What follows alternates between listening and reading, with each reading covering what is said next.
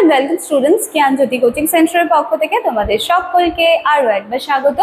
আলোচনা করবো আজকে আমরা ডিফাইন স্পেশাল এডুকেশন। এটা তোমাদের বাঁকুড়া ইউনিভার্সিটির অন্তর্গত NEP 5th semester major paper 12 থেকে কিন্তু একটুখানি টপিক নিয়ে আজকে আলোচনা করছি।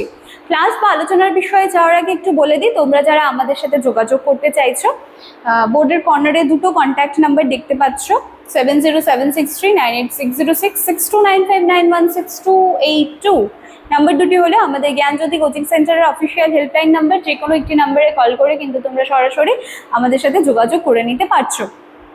এছাড়াও থাকলো কোর্স ফির যে বিষয়টা, সেটাও একটুখানি আমি ক্লিয়ার করে দিচ্ছি, যদিও এখানে কিন্তু খুব সুন্দর ফরম্যাটে দিয়ে দেওয়া রয়েছে যে মেজর স্টুডেন্টসদেরকে পে করতে হবে 1299 টাকা এবং মাইনর স্টুডেন্টসদেরকে পে করতে হচ্ছে 699 টাকা। এই হচ্ছে গল্প, ঠিক আছে? তো তোমরা যারা চাইছো আমাদের সাথে যোগাযোগ করতে, যে কোনো একটি নাম্বারে কল করে কিন্তু আমাদের সাথে যোগাযোগ করে নিতে পারো। চলো এবার তাহলে আলোচনা করা যাক যে স্পেশাল এডুকেশনটা কি বা বিশেষ শিক্ষাটা কি। বলছে এটি এমন একটি শিক্ষা ব্যবস্থা যেটা বিশেষ চাহিদা সম্পন্ন শিশুদের জন্য বিশেষভাবে তৈরি করা হয়েছে। শিক্ষার্থীদের শারীরিক, মানসিক, শিক্ষাগত প্রতিবন্ধকতার কথা মাথায় রেখে এই শিক্ষাটা কিন্তু প্রদান করা হয়। সমস্ত দিকের কথা মাথায় রেখে যে শিক্ষাটা প্রদান করা হচ্ছে, that is called special education. আচ্ছা, এর মূল লক্ষ্য হলো প্রতিটি শিশুর নিজস্ব শেখার ক্ষমতা অনুযায়ী যথাযথ শিক্ষাদান নিশ্চিত করা, যে সেই বাচ্চাটা তার ক্ষমতা কতটা রয়েছে, সে কিভাবে সেটাকে শিখতে চাচ্ছে, তো তাকে সেভাবেই শিক্ষা প্রদান করা। আচ্ছা, তারপরে রয়েছে এটি একটি অন্তর্ভুক্তিমূলক সমাজ গঠনে সাহায্য করে, যেখানে সবাই সমান অধিকার পায়। আর অন্তর্ভুক্তিমূলক শিক্ষা বা ইনক্লুসিভ এডুকেশন, এটা নিয়েও কিন্তু তোমরা ক্লাস 11-12-এ পেয়েছো।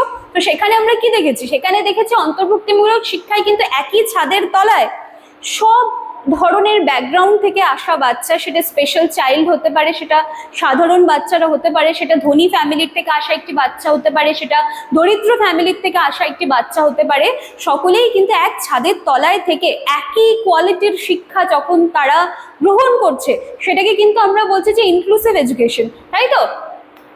আচ্ছা, এবার দেখি বিশেষ শিক্ষার প্রধান উদ্দেশ্যগুলো কি। সবার প্রথমে সমান সুযোগ দিতে হবে, সবাইকে সমান সুযোগ দিতে হবে।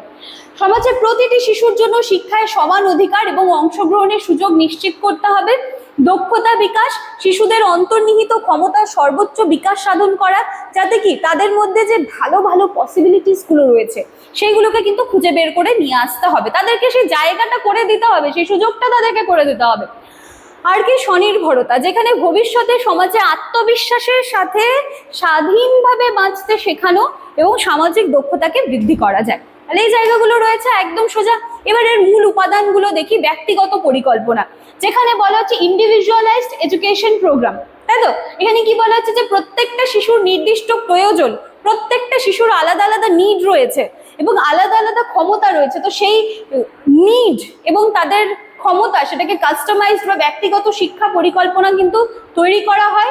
এটি তাদের নিজস্ব শেখার গতি এবং ধরনকে সম্পূর্ণভাবে সমর্থন করে। কিছু বোঝা যায়নি, আমি বুঝতে পারছি। সহজ করে আমি বলি, প্রত্যেকটা শিশুর মধ্যে আলাদা আলাদা ক্যাপাবিলিটি রয়েছে। তো কোনো একটি বাচ্চাকে মনে করো তুমি প্রথমবার পড়িয়ে দিল, প্রথমবারই খুব ভালো করে বুঝতে পারলো। কোনো একটি বাচ্চাকে 3-4বার পড়ানোর পরে সে বুঝতে পারছে না, তাহলে তার শেখার ধরন আলাদা। তো কেউ একেবারেই শিখতে পারছে, কাউকে বারংবার পড়ানোর পর সে সেটাকে ক্লিয়ার করতে পারছে। তো এখানে যেটা বলা হচ্ছে যে ইন্ডিভিজুয়ালাইজড এডুকেশন প্রোগ্রাম, মানে কি তারা যেভাবে শিখতে চায় তার উপর কোনো প্রেশার দেওয়া যাবে না।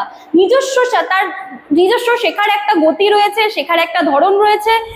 কাউকে ছবি দেখিয়ে পড়ালে ভালো শিখতে পারে, কেউ সুন্দরভাবে বইটাকে কেউ একজন বসে বসে বলে দিলে শুনে শুনেই সে সুন্দর মনে রাখতে পারে। সবার শেখার আলাদা আলাদা ধরন রয়েছে, তো সেটাকে কমপ্লিটলি সাপোর্ট করা, সম্পূর্ণভাবে সমর্থন করা। তারপর কি রয়েছে? উপযুক্ত পরিকাঠামো। বিশেষ শিক্ষায় দক্ষ ও সহানুভূতিশীল শিক্ষক থাকা অত্যন্ত জরুরি, তাই না?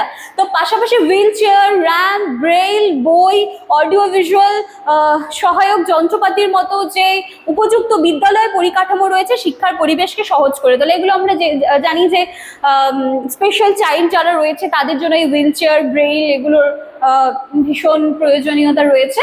ঠিক আছে, তো চলো, এই ছিল কিন্তু আজকে আমাদের ক্লাস বা আলোচনার বিষয়।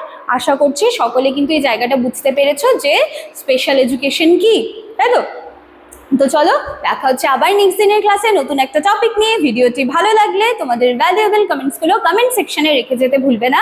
দেখা হচ্ছে আবার নেক্সট দিনের ক্লাসে। Thank you.